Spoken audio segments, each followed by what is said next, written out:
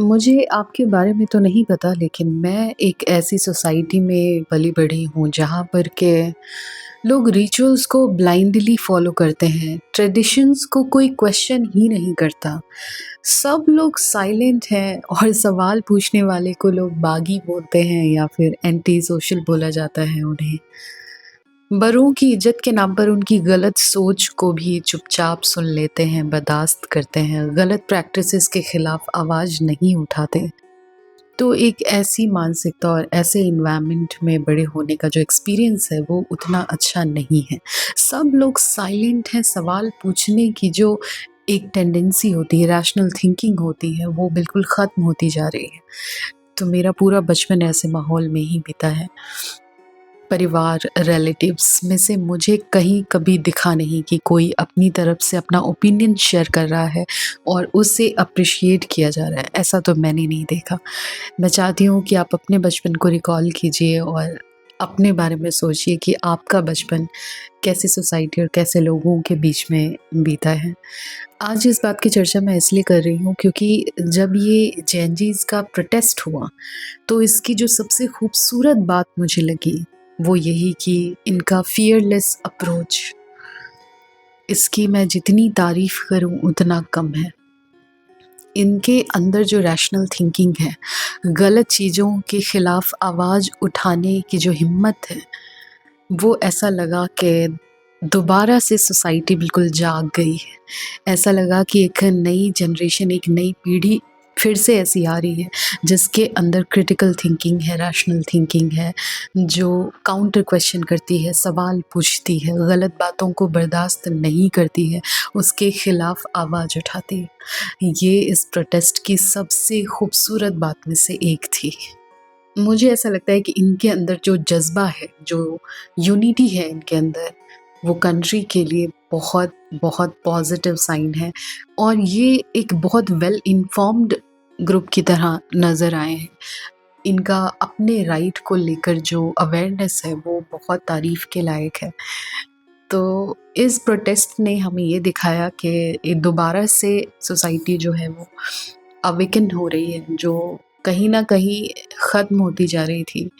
मैं बचपन से और आज भी यही सोचती रही कि क्या वजह है कि हम और हमारे पेरेंट्स गलत प्रैक्टिसेस को भी चुपचाप बर्दाश्त कर लेते हैं। सही को सही नहीं कह पाते, गलत को गलत नहीं कह पाते, खुलकर किसी एक का पक्ष नहीं ले पाते कि दूसरा नाराज़ हो जाएगा। ये जो पीपल प्लीज़िंग वाली आदत है हमारी, ये क्यों है, कहाँ से आई है, कब तक ये प्रिवेल करेगी?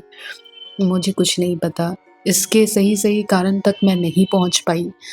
लेकिन इतना समझ में आता है कि जो लोग सवाल करते हैं, जो लोग हिम्मत करते हैं, जो लोग सिस्टम को बदलने के लिए पहला कदम उठाते हैं, उन्हें सोशल कॉस्ट चुकानी पड़ती है और जिसका बहुत सारे एग्ज़ाम्पल हमने आफ्टर प्रोटेस्ट देख लिया है। तो सच यही है कि बदलाव की तरफ पहला कदम बहुत मुश्किल होता है। मुझे नहीं पता कि आप में से कितने लोगों ने इस प्रोटेस्ट को सपोर्ट किया था। ख़ैर अब इस बात का कोई मतलब भी नहीं है, लेकिन मुझे इस प्रोटेस्ट को सपोर्ट ना करने के पीछे का कोई भी आर्ग्यूमेंट अब तक सैटिस्फाई नहीं कर पाया है।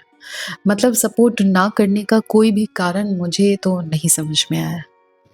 और मुझे लगता है कि आप में से अधिकांश लोग भी वही होंगे जिन्होंने खुलकर सपोर्ट तो नहीं किया होगा, लेकिन वो अगेंस्ट भी नहीं होंगे।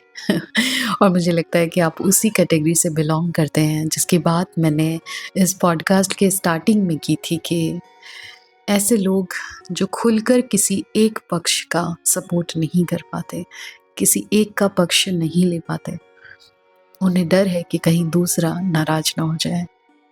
तो अगर आपने मेरे इस पॉडकास्ट को ध्यान से सुना होगा, तो आपको एहसास होगा कि ये मेरी बातचीत प्रोटेस्ट के बारे में नहीं थी, बल्कि एक ऐसे ट्रांज़िशन फ़ेज़ के बारे में है, जिसमें अभी हम जी रहे हैं।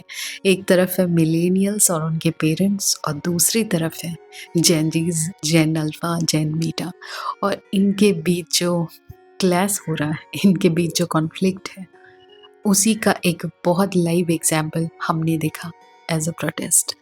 मैं चाहती हूँ कि आप कमेंट बॉक्स में लिखिए कि इस प्रोटेस्ट की सबसे अच्छी बात आपको कौन-सी लगी और सबसे ख़राब बात आपको क्या लगी?